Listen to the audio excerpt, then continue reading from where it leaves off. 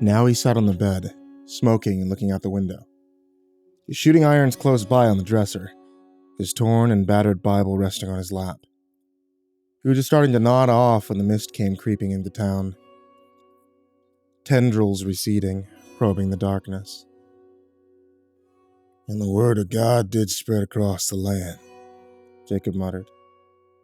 "But some did not heed the word, and fell like chaff beneath the wind." There was something on the stairs now. Jacob could feel it. Something that had come with the mist. The air all about him felt charged with its presence, making the air feel heavy and hard to breathe. Jacob turned towards the door, not bothering to stand or reach for his revolvers.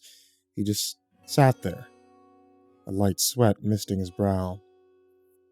The thing was on the landing now, the floorboards creaking beneath its heavy tread. "Come on, you son of a bitch," Jacob hissed. "Come get yourself some." As if hearing his voice, something heavy threw itself against the door. There came a sudden blue flash, and the thing howled in pain. The air thick with ozone as it fled screaming into the night. Jacob smiled, watching as the mist slowly retreated. Still smiling, he fell into bed, and was soon sound asleep.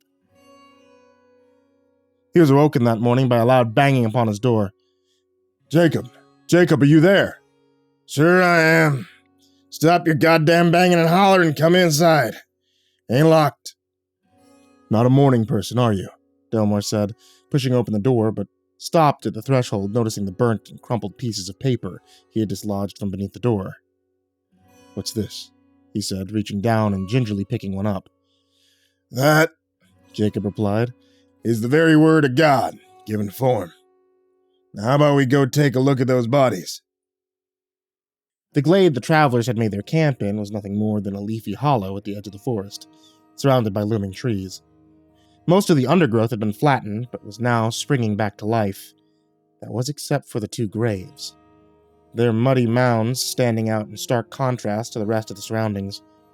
It was here that Jacob stood, Delmore by his side. "Hello!" a voice called out to them. A man was coming on the run, a shovel in each hand as the man drew closer. Jacob noticed that it was the man from the church, the one Delmore had called James. He of the whipped and bloody back. The man drew closer, dropping his shovels and offering Jacob his hand.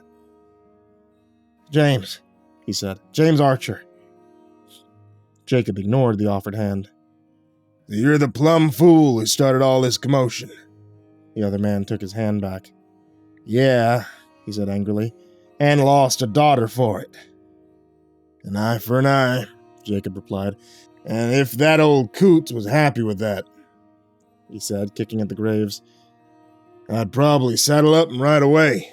Seems like she wants the whole damn town to suffer. And I ain't half right. So get to digging, James Archer. This is your mess. You can help clean it up. Start with a crone first."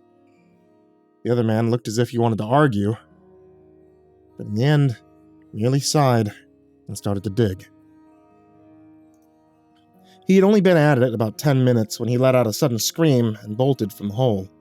Cursing, Jacob leapt to his feet, none too gently, shoved the man aside. "Mother of God," he whispered, eyes wide at the writhing mass. The grave was full of snakes that hissed and turned, their fangs dripping venom, their flat reptilian eyes staring up at Jacob. Frantically, he grabbed up a shovel and began to dig furiously at the other grave, throwing dirt upon the twisting mass. Moments later, he hit something soft and threw down the shovel, clawing at the dirt until at last, his fingers uncovered something wet and gleaming. It was the body of a wolf, hairless and completely skinned. "Bring fire!" Jacob commanded, crawling from the grave. "For the love of God, bring fire!" Moments later, both graves were aflame. "Is that it?" Delmore asked. "Is it over?" "No," Jacob replied, spitting into the flames. "I reckon not. You said a lot of these missing folks vanished into the forest?" The other man nodded. "All right, then. I want you to gather up what's left of the townsfolk and hunker down in the church, yeah? Do it now, today. Not you. Jacob said as James turned to follow. "You're with me." "The hell I am," James said, shaking free. "What do you need me for?" "I'll tell you why," Jacob said, getting up in the other man's face. "Because you owe this town. It's your foolishness and pride that caused this commotion, and now you're gonna help fix it." A sudden realization dawned on James's face. "You want to use me as bait, don't you? To draw out whatever's doing these killings." "You ain't as dumb as you look," Jacob growled. "And what if I say no?" James said, taking a step back. "And I guess I'll have to gun you down where you stand," Jacob replied, his hand falling towards his hip. "You can't do that!" "I can, and I will. You better believe that, friend. You strung up an innocent man, from what I hear, gunned down a few others to boot. That makes you a murdering son of a bitch." "And I ain't paid for it?" James gasped, tears in his eyes. "My only child is dead." "Yeah, you did," Jacob nodded. "May she rest in peace. Many others have lost their children and loved ones because of what you did. Now make up your mind. Come and try to make amends. Perhaps even get a little revenge. But you can face my justice right here, and right now." "And what if I say you're bluffing?" James replied, licking his lips nervously. Jacob gave him a chilling smile. "That, my friend, would be your last mistake." Less than an hour later, both men met at the edge of the forest. Jacob had gone back to his room and picked up some supplies. Around his neck, he wore a crucifix made of pure silver. In his pocket, a few vials of holy water and his torn and battered Bible. The guns at his hip loaded with both silver and lead. To be honest, Jacob was not sure what he was facing here, but he liked to keep his bases well and truly covered. James, however, only had the clothes on his back, and Jacob's bone-handled knife, wicked sharp and silver-edged. Jacob hadn't trusted the man with much else. He was scared, and scared men get up to all manner of foolishness. "All right," Jacob sighed. "Let's get going. We're burning up daylight." He signaled the other man forward as they entered the shadow of the forest. "Where exactly are we going?" James said from over his shoulder. "I have no idea," Jacob replied. "I have a feeling whatever we're looking for will come to us, not the other way around." "You mean, for me?" Jacob shrugged. "Keep walking." They were both on their way back to town, hot, tired, and covered in insect bites, the sun setting at their backs when the attack finally came. James had been complaining about a hot, fruitless search when a huge wolf burst from the undergrowth. Ignoring Jacob, it lunged for James, who threw up his hands to protect his face and throat. Jacob slapped leather just as soon as the beast clamped its massive jaws on James's flailing arms. Even over the sound of the gunfire, Jacob could hear the sound of cracking bones and tearing sinew as the wolf continued to maul the other man, seemingly impervious to hot lead. Cursing as his revolvers clicked empty, Jacob drew his other gun, praying the blessed silver would end this nightmare. Taking careful aim as to not hit the other man, he barked off a single shot, hitting the great beast in its bunched flanks. Instantly, the creature flew back, releasing the screaming man. "Run!" Jacob bellowed. "Get back to the church! Go! Go!" Clutching his bleeding arm, James ran past the squirming beast, who was already trying to gain its feet. Jacob fired off another round, putting the creature back down. He fired again and again till at last the great beast lay still. Jacob knelt down beside it, but suddenly fell backwards with a cry as a clutching hand exploded out of the creature's stomach, followed by a blood-covered arm, shoulder, and gore-streaked head. "Mother will kill you for this," the boy croaked. "She'll eat your soul, just like she did all the rest. They hung me, but she made me live again." It was nearly free now, as Jacob, who had quickly regained his composure, strolled over and slammed the booted foot down on the back of its neck, driving it down into the dirt, pinning it in its place. Falling down heavily, he replaced the foot with a knee. Tearing the silver crucifix from around his throat, he grabbed the thing's snapped jaw and pulled hard, dislocating the lower half of its face. He rammed the crucifix into its gaping mouth. There came a sudden blue flash, and the smell of ozone, perfuming the air as the creature began to scream. Great plumes of smoke issued forth from its mouth and nostrils. Jacob pulled his revolver and stuck it up under its chin.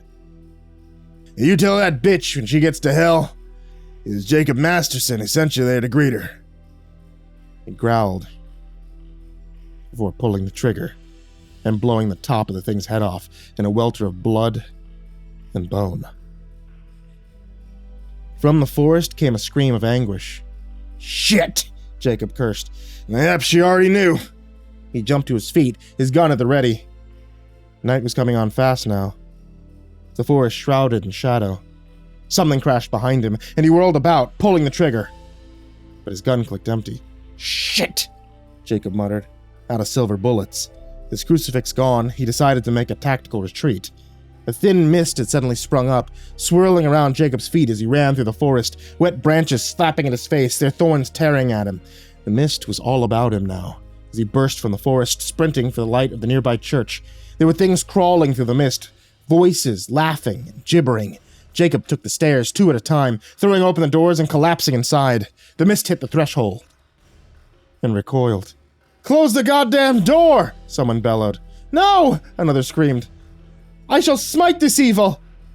It was the crazed priest, running for the door, a giant crucifix held before him like some kind of shield. Oh, no, you don't, Jacob said, tripping the foolish priest, sending him sprawling. I need you alive for now. Now somebody please shut that goddamn door! Jacob climbed to his feet, all eyes upon him. The church was trembling and shaking, as if the whole building was being squeezed by a giant fist. Pray, Jacob told him. Pray for your soul's sake. Town folks did as they were bid, dropping to their knees, muttering the Lord's Prayer over and over again, the shaking beginning to subside, then stopped. But the mist swirled outside, pressing against the windows as if seeking a way inside. You, Jacob said, dragging the raving priest by the collar, you're going to perform the Eucharist for me, right now. The priest started to argue, but Jacob stuck a gnarled fist in his face. Now, Reverend, don't make me ask you twice. After the ceremony, Jacob gathered up the holy wafer and poured the sacred wine into the corner of the church, rocking back and forth, mumbling to himself. Reckon the Reverend finally lost what little marbles he had left, Delmore said, approaching Jacob, who sat by the window, watching the swirling mist. What happened out there? He asked, handing Jacob back his knife. James told me to hand this back to you, and thank you for his life, although I reckon he's going to lose that arm. Evil, Jacob mused. An evil like I never faced before. Whatever that old woman was in life, she's pure evil and death. It was her grandson who tore up James' arm. You know, the one you fools strung up. How can that be? Delmore gasped. We killed him. Yeah, she brought him straight back. He was the one tearing your people up in the forest, but I took care of him. One down, and one to go, he said, rubbing tiredly at his eyes. So what will you do now? Wait until dawn. Whatever evil she's made to deal with is tied to her darkness. You think she's out there, don't you? In the mist? Well, I ain't too sure about you folk anymore. But I reckon I'm pretty high on her shit list right about now. Is there anything I can do? Yeah. Leave me to my peace. Delmore retreated to the back of the church and sat down heavily, prayer book clasped in his hands. The night sky had just started to lighten when Jacob noticed the mist starting to beat a hasty retreat. Instantly, he was on his feet, running down the aisle. He threw open the church doors and began to follow. The light at his back growing brighter and brighter, the mist was retreating faster now, as if desperate to escape the coming sunrise. Jacob hot on its heels. He entered the forest, his heart banging in his chest, his breathing coming fast and hard as he struggled to keep up. He was entering a gloomy glade, a moss-covered collection of boulders before him that sat in front of a gnarled hillside. The mist was receding between those boulders into a large, jagged crack in the hillside. There came a sudden rustling as something wrapped itself around Jacob's jean-clad thigh. He howled in pain as more vines shot out of the gloom, their strangled cries causing his eyes to bulge, his face turning an alarming shade of blue. Only his left hand remained free where it scrambled at his gun belt, until at last, his nerveless fingers found the hilt of his knife. With his vision fading, he slashed at the vine across his neck. Blood sprayed from the torn edge as it shot back into the darkness. Drawing a desperate breath, Jacob continued his hacking and slashing, his body running on pure adrenaline and rage until at last, he found himself free and threw himself into the jagged opening, leaving a goodish amount of skin behind. No more of the twisting vines followed as he wormed his way through until the claustrophobic nightmare ended and he found himself inside a small cave. There was a woman there, sat by a small campfire, her body seemingly old and frail, but her eyes burned with a terrible vitality. "You said you would come." She glared at him. "That's so," Jacob said, spitting into the dirt. "Oh, yes." She waggled her blackened tongue at him. "The Dark Prince knows of you, Jacob Masterson." "Like I give a fuck. You sold your soul, didn't you? Condemned your soul to eternal damnation. Made a deal with the devil himself." She cackled then. "Actually, I made two.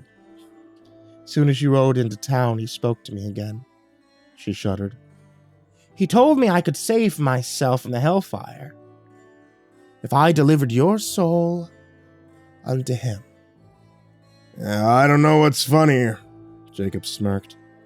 "Old split-foot thinking my soul's up for grabs, or you thinking you could take it?" At his mockery, she leapt to her feet with frightening speed, scattering burning embers. "I'll deliver your soul unto him," she shrieked, suddenly lunging forward. Jacob drew down on her, firing hot lead into her heart, every shot hitting the mark. But this barely slowed her as she crashed into him with bone-numbing force. Still, Jacob managed to turn on her, ramming her squirming body against the cave's jagged walls. With that same eerie speed, he pulled his knife, ramming it into her chest. She howled in pain at its silver edge. "I shall lead you to the path of righteousness for his name's sake," Jacob growled, twisting the blade, but she only laughed at him, spitting her blood into his face. Jacob screamed in pain, staggering away as his left eye boiled from his head, running like hot yolk down his contoured face. Cackling, she rammed into his back, sending them both crashing into the campfire, where she straddled him, her hands going for his already bruised and battered throat. Jacob cursing, grabbing up a handful of burning coals. "An eye for an eye, bitch!" he screamed, ramming the glowing coals into her face, grinding his burning palms into her eye. She howled in pain, rearing back, completely blind. She staggered away, her feet tangled as she went down hard. Jacob breathed hard, his fury lending him strength. He leapt upon her. "I'm gonna take you to church, bitch!" he spat, taking the holy wafer from his pocket. "This is my body," he intoned, ramming the wafer into her screaming mouth, driving his hand down her throat as she began to gag and choke. "And this is my blood," he said, uncapping his hip flask, "which I spilt for you." That said, he upended the flask into her contorted face. Immediately, her skin began to smoke and peel. Jacob leapt back as her entire body burst into terrible flames. Driving him back, his hand held high to protect his mauled and battered face. In a moment, it was all over, and her wretched form was no more than ash on the wind. Jacob staggered away, his body a mass of pain. He was found a few hours later at the edge of town. He stayed with the grateful townsfolk for close to 2 months, as his body began the slow process of healing. Still, his nights were haunted by the voice of his long-dead wife, calling to him through the night-shrouded mist. It was Easter Sunday when Jacob finally climbed from his sickbed, an old gunslinger with a missing eye and shaky hands. Yet his will was strong as ever, forged with blood, iron, and steel. "North," the wind whispered. "Home," Jacob whispered right back. "Time to go home."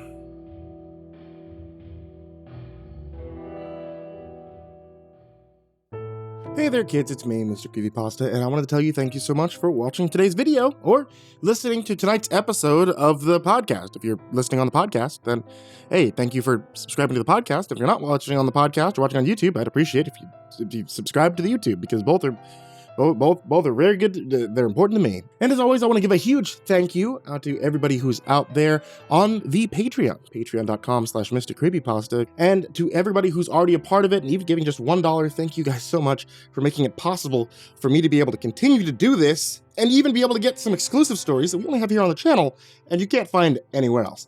So a big thank you to Jordan Alexander Sanchez, Stephanie Butler, Reaper61167, Bobby Karman, Tristain Pelton, Chance Burnett, Diana Kraus, Atomaurus, Grand Moth the Milky, Big Smoke 369, Michael Mcivor, Captain Scurvy, Salty-Irish-Poet, Estebean, Brayden Morris, Nate Kuhl, HorrorFan1212, hourminsec Time, Kyle Resnack, David Martin, scare-ington the Unkempt, Robert Malcolm, Angelus, Spanky, Snoochie Boochies, Seclude, Lupita Galvan, That Creepy Chick, Tyler Fletcher, Merxinum, Red Shadowcat, Xavier the Cheyenne, Demix, Shawn Cadieu-baker, 6 Gay Rats in a Trenchcoat, Turtleman, Rob Like Sharp Thing, Chaos Arts, Cryolinian, Xavier Graffius, Lord Life's Best, Goreng Trimagasi, Maria Walker, Emily Mitchell, Crazy Kid, Mr. Marcus Blitz, Ika Limchok, Dirt Diver 030, Matt Bach, Voice of Sand, Coffee Zombie, Hidden Tiger, Shelly J, Jeremy H, Psychomel, Nana, Deleted Account, Melted Lake, Tully Sue, William King, David Miver, Michael Ortiz, Satanic Aries, Bardo Hawk 764, Lambda M98, Harley, Sashi Suzaku, Cronut 509, Kaylee Ambrose, Suji Campbell, Stricket, Azarine Fox, Freddy Krueger, Happy Birthday Jason Wilson, Lisa Cottrell, Caspian, Hades' Nephew, Tater Chip, Acid System, Prozac and Pancake Appreciation Society, Benjamin Welvert, Here with the Sloth, Fester's Lampshade, Sky Harbor, Nico Kyle, Rafael Rodriguez, The Ginger Bros, Aaron Stormcrow, Daniel Polson, and Corey Kenship.